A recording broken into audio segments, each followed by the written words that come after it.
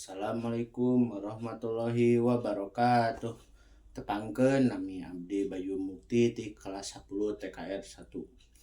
Asyhadu alla ilaha illallah wa asyhadu anna Muhammadar Rasulullah. Amma ba'du. Mangga urang sami-sami panjatkeun puji sinareung syukur kehadirat Allah Subhanahu wa taala. Nu mana dina kesempatan ieu urang sadaya tiasa ngumpul dina kaayaan sehat walafiat. Miwa salam mugi tetep dilimpahkeun ka junjungan Nabi Muhammad sallallahu alaihi wasallam. Teu hilap ka kulawargina, ka sahabatna, sareng ka urang sadaya anu salaku umatna anu insyaallah taat kana ajaranna. Amin ya rabbal alamin. Hadirin sadaya ku simkuring dipihormat nyuhunkeun waktosna kanggo abdi bade ngajelaskeun tentang mobil listrik. Mobil listrik nyaeta kendaraan anu sapenuhna atawa digerakkeun ku motor.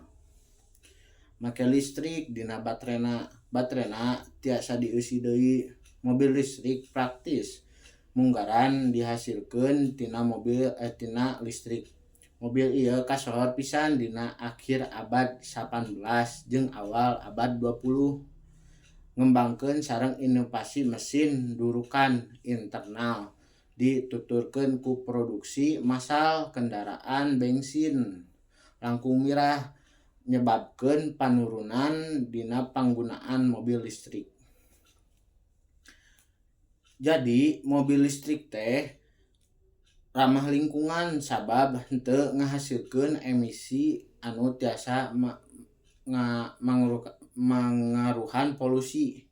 Ieu sebabna mobil listrik boga mekanisme anu prosesna ngagunakeun daya listrik. Nu cara eta moal ngahasilkeun emisi anu bahaya sapertos mobil konvensional. Sakitu we ti simkuring